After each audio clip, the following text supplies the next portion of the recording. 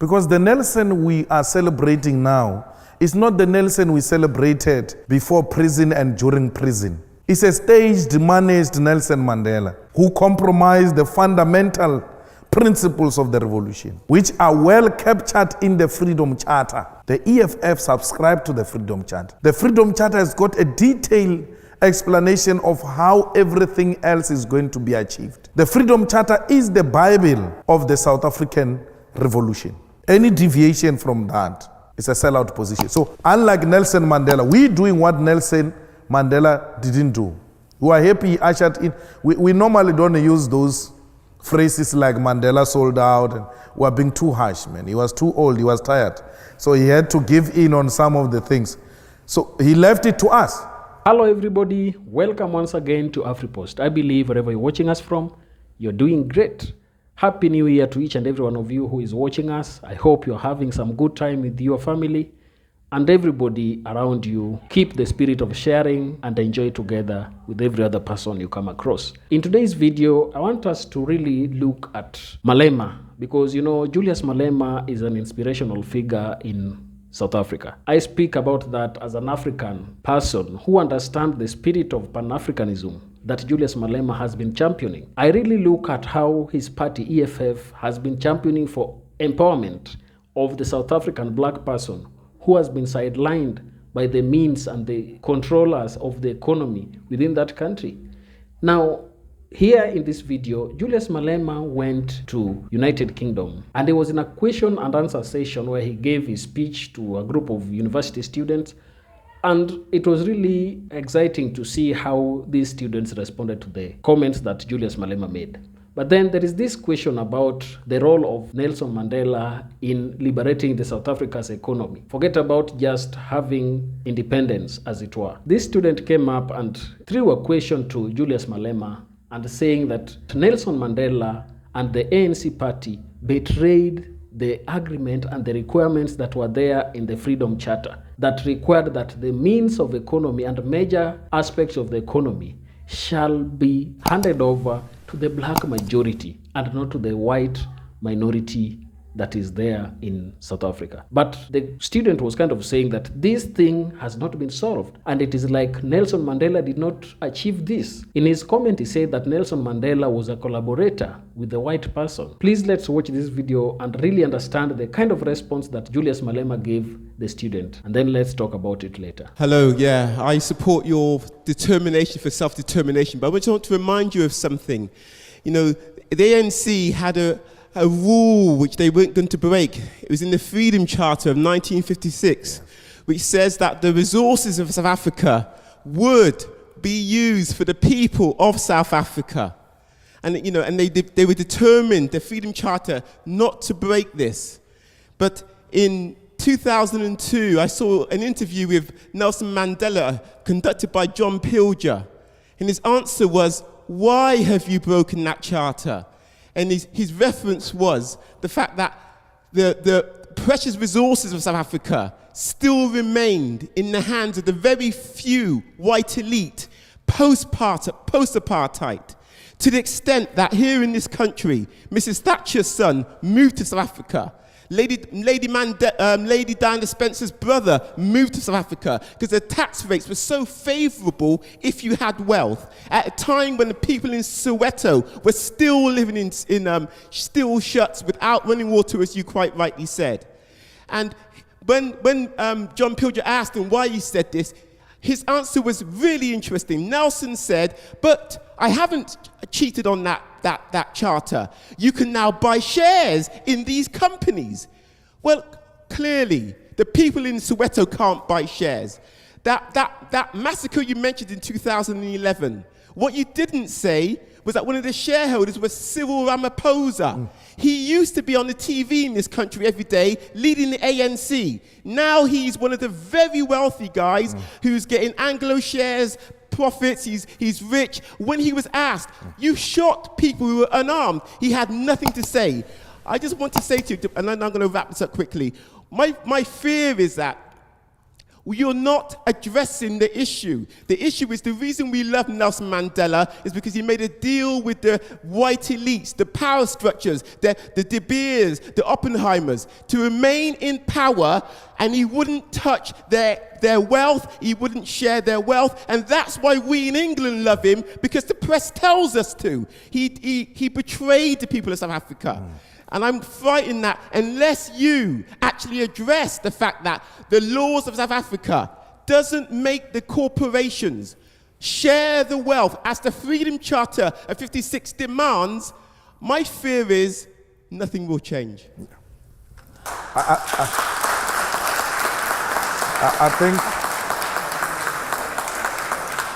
I think you captured it very well. There's no any better explanation than the explanation you have given. The deviation from the Freedom Charter was the beginning of selling out the revolution. But why did Nelson Mandela sell out the Freedom Charter? When Nelson Mandela returned from prison, he got separated with Winnie Mandela and went to stay in a house of the rich white men. He was looked after by the Oppenheimers. Nelson Mandela used to attend the club meetings of those white men who owned the South African economy at the time. He stayed in their complex. He stayed with them. He stayed in one of their houses. They had access to him 24 hours. And they told him that what he represents will not be achieved. And then that's when he turned against himself. Because the Nelson we are celebrating now is not the Nelson we celebrated before prison and during prison. It's a staged, managed Nelson Mandela who compromised the fundamental principles of the revolution, which are well captured in the Freedom Charter. The EFF subscribed to the Freedom Charter. The Freedom Charter has got a detailed explanation of how everything else is going to be achieved. The Freedom Charter is the Bible of the South African Revolution.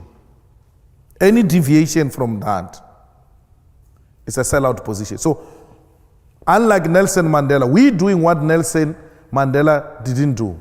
We are happy he ushered in. We normally don't use those phrases like Mandela sold out and we are being too harsh, man. He was too old, he was tired. So he had to give in on some of the things. So he left it to us. We have to take it up where Madiba left it. And that's why Madiba said the struggle is not over. Madiba knew that there is an element of economic freedom that must be ushered in to complete the revolution. Madiba knew that political freedom is incomplete without economic freedom. So I wouldn't sit here and say Nelson sold out. I will say Nelson took us to a particular extent and then left it there for us to take it over. And we are here now. We don't say to Oppenheimer, this will happen, this will not happen. No. We come to Oxford University and Oxford Union and tell you what we tell Africans and what we tell everybody everywhere. The message is the same. We want the total implementation of the Freedom Charter. Those kids who demand free education, they are demanding the implementation of the Freedom Charter. Those who say, let's share in the wealth of the country, they are demanding the implementation of the Freedom Charter. I said to you, when I started, we are just continuing with the legacy of great African leaders who came before us. We're not going to compromise like Madiba did. We had, perhaps, it was necessary to have a cooling off period. We cooled off for far too long, 21 years. Now is the time to stand up and continue with the road towards economic freedom. It is possible. It is going to happen. The most reactionary institutions in South Africa, like universities, are beginning to listen. Because those are the most arrogant institutions. They will tell you we're independent, we don't listen to those things. Academically doesn't make sense. And then they shut down everyone. They're being made to listen. Government in South Africa is listening. We marched to the Johannesburg Stock Exchange.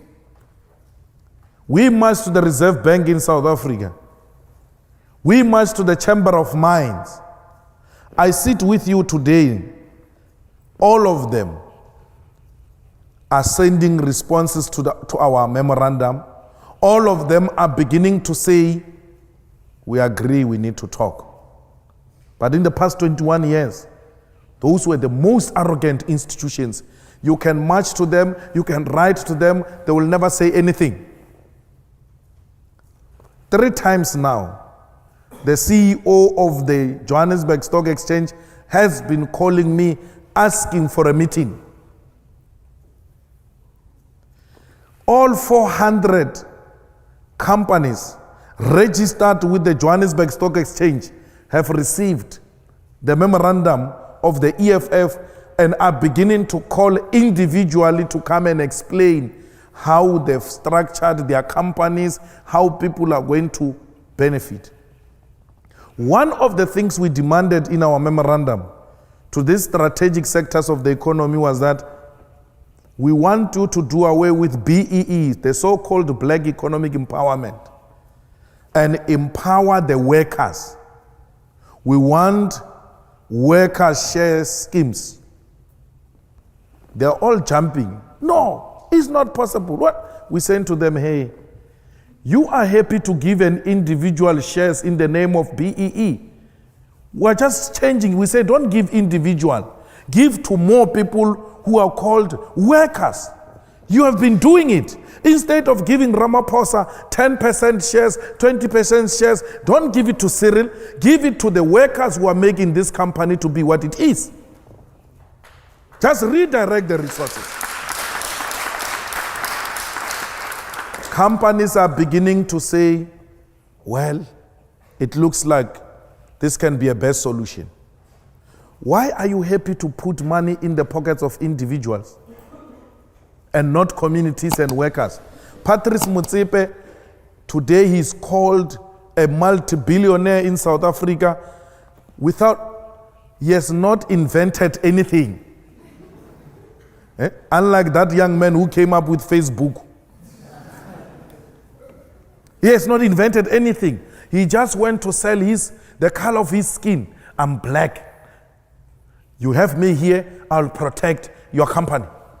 I've got political connections. That's what Cyril did. Cyril Ramaphosa goes to London Mine and says, I'm black, I've got political connections, I will protect your company, give me shares. They give him shares on the basis of the color of his skin. The company gets into trouble with workers. The chairman of London Mine calls him from here in London. Cyril, you must now activate your contacts. You said you will protect our company. He's now under pressure. Yo, what do I do? Bring the soldiers, bring the soldiers.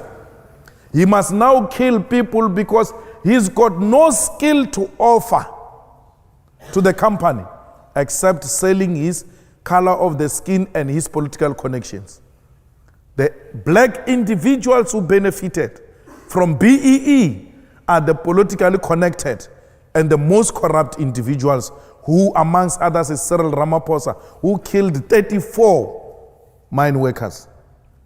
Now, we're saying to them, imagine these billions in the pocket of one individual. If those billions were shared amongst workers, you increase the buying power. And once you increase the buying power, then you have increased demand. There must be doubling of production. You can't double production with the same staff complement. You have to hire more. That will lead to job creation, will defeat unemployment. We need to put more money in the pockets of the workers. That is the most practical and effective way of redistributing the wealth in South Africa. More money in the pocket of the workers through their salaries, through their shares. That will do away as well with unnecessary industrial actions, which leads to serious losses in the companies. Why would workers go on strike if they know that last year each one of us got 60,000 through dividends, and we're told that if we double that, we're going to get 120,000? No one will sleep. They will all work for their money. And when a union leader who's obsessed with stealing workers' money through union subscription comes and mobilizes them for strike, they will tell him or her, hey, wait, that strike is going to affect the dividends. Because with those dividends, workers will do a lot of beautiful things. You must just see what they do with their 13th check, bonuses. Imagine they get bonuses and they still get dividends. You tell them to go on strike. You will be speaking a foreign language to them. They won't understand you. They will never agree to go into unnecessary industrial action. You have resolved production, you have resolved unnecessary industrial action, you have increased production. Let workers benefit from this wealth of South Africa. And there's no corruption there. We don't say BEE or individuals. No, we are not going to benefit anything as individuals. The money goes directly into the bank of a worker, not through any politically connected. You pay them dividends the same way you pay them salaries, same account number. You are guaranteed this money will not be reduced by a middleman in between called a trustee or anything of that sort.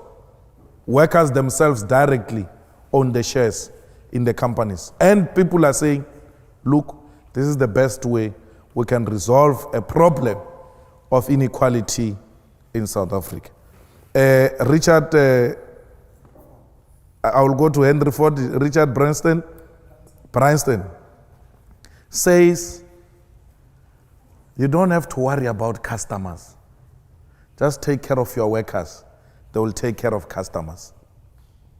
Once your workers are happy, there is no customer that can come here and say, I'm not receiving a proper service. And once your company provides a proper service, it will always have customers. Henry Ford in Germany,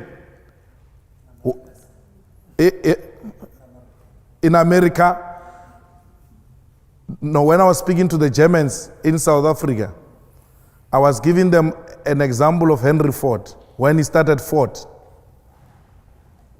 I said to them, Henry Ford established Ford and said to its management, we have to pay these workers very well because these workers must be my first customers. I shouldn't go around saying I'm looking for customers when I've got so many people working for me. These are the immediate customers. Then once these ones buy cars, the rest will follow. You've got people in South Africa who assemble German cars, Benz, BMW, VW. They cannot afford to buy the cheapest. Tata, leave those things they're assembling. Tata, Kia, the smallest and cheapest cars in South Africa. The people who assemble cars can't afford to buy those cars. And then you go around saying there is no market in South Africa, people are not buying it. How will they buy? if you don't put money in their pockets. Have the same workers of BMW affording to buy BMW. They will not just afford to buy BMW, they will go and market that BMW themselves. Because workers are the best marketers, eh? They go around speaking good about their company and attract people to come and buy BMW. There's no market because you are not paying them well. Pay your workers. That's what we're saying to the companies. Pay your workers. They will look after you. They will look after your product. And when the revolution comes in South Africa, the workers will be the first ones to protect their own companies they work for, because they will know they are the shareholders. Now, if you watch that video keenly and listen to the response that Julius Malema gave to this student, you are really left to appreciate that Julius Malema, regardless of what people say about him, he appreciates the role that Madiba played in South Africa. Because I acknowledge the fact that Nelson Mandela was aged to some extent, and therefore he could not engage in some of the radical things that needed to be done. Because as a person, there is just some time in your life that you would not want to really go hard on certain things. Even if you're a fighter, you don't fight forever. That is why there is an age for retirement for things. So I really appreciate the kind of response that Julius Malema gave, acknowledging that Nelson Mandela did the best that he could within the time that he was, is something that is really appreciated. Then also indicating that the fight for total freedom in South Africa did not come to an end by just attaining independence and the right to vote. So it is very evident that Malema acknowledges the fact that, as Nelson Mandela said, that our democracy has not yet been fully achieved. It is something that really requires continuous fight and continuous struggle that people put together to ensure that black people within that country are successful. So for me, I'm of the opinion that Julius Malema with his party, regardless of how radical he is, regardless of what he says, it is important to understand the kind of sufferings that people in South Africa went through.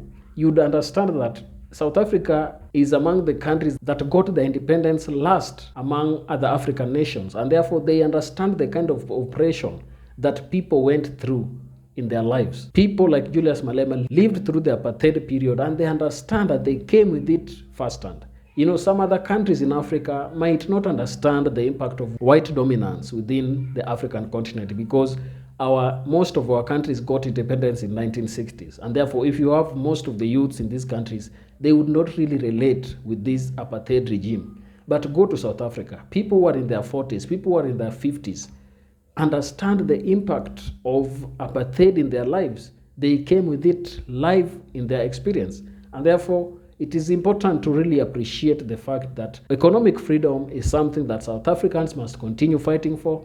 And as Julius Malema champions for it, let's wait and see that in the coming elections, what will South Africans decide? But it is important to acknowledge that whites have controlled all levels of economy and continue to dominate it, regardless of the fact that they are just minority in that country. That is it from me. Please remember to subscribe to this channel, like this video, and also share. Thank you, and let's meet in the next one. Goodbye.